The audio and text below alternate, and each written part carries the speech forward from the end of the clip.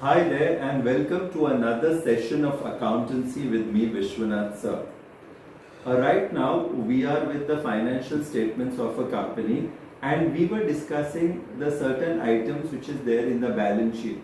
Now this balance sheet under the Companies Act of 2013 becomes very necessary for us to know where they lie because it is going to get carried forward in your other chapters ahead, not only of this part but of issue of shares and issue of debentures, issue and redemption of debentures.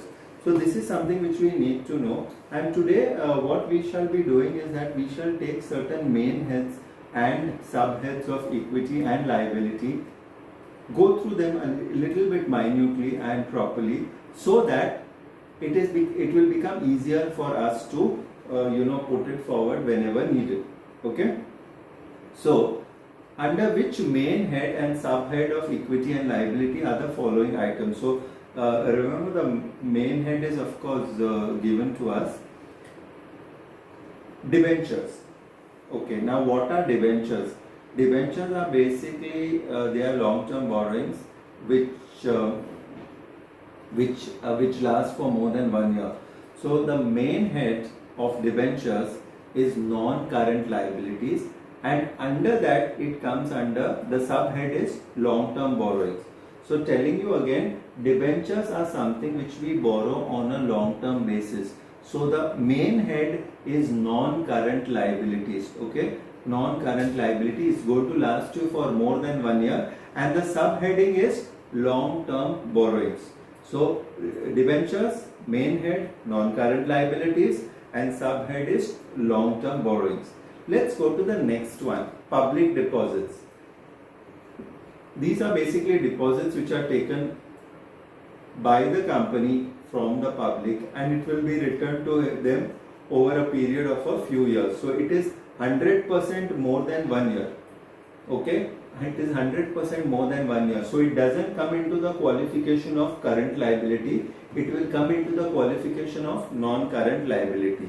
Okay, and again, like debentures, this is a long-term borrowing. This is a long-term borrowing. So the main head of public deposits is non-current liabilities. The subhead is long-term borrowings.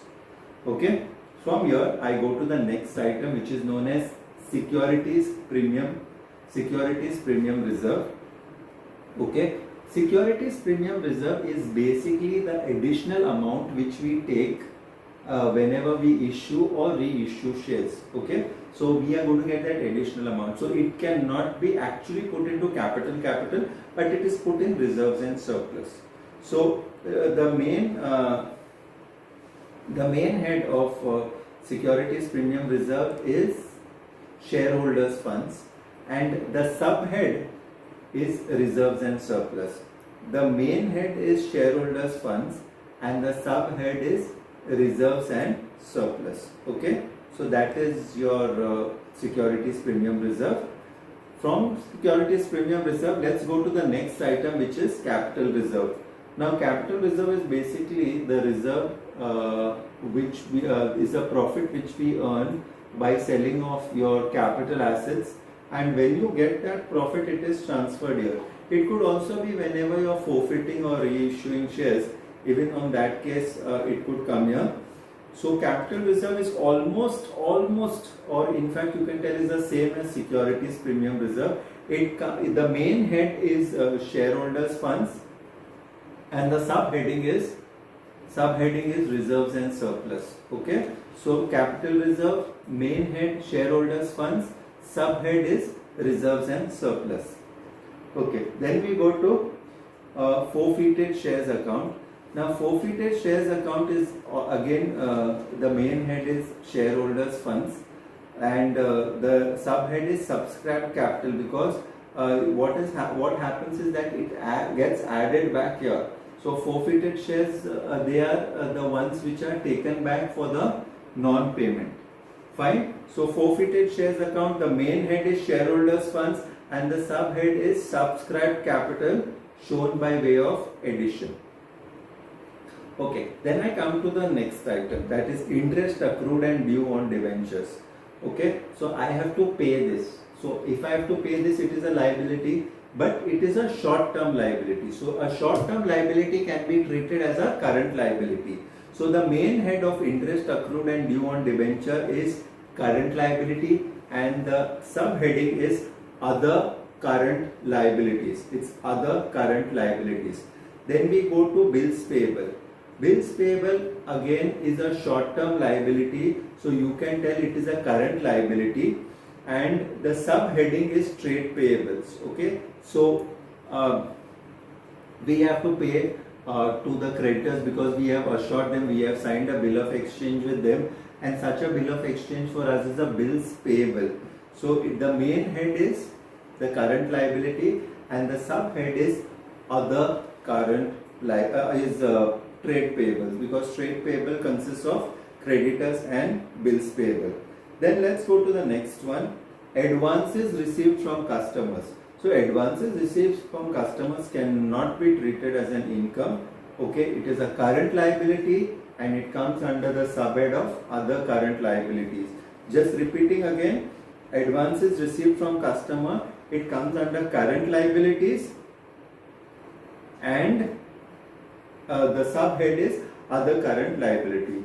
Then we go to the next item, that is sundry creditors. This will be almost similar to your bills payable. So your main head is current liability and the subhead is trade payables. The subhead is trade payables because, as I told you earlier, trade payables consists of two most important items, that is bills payable and sundry creditors. We come to the next item, which is known as premium on redemption. Okay, premium on redemption of debentures is a non-current liability and it comes under other long-term liabilities. Other long-term liability because this is not a matter of 1 year, it is a matter of a few years.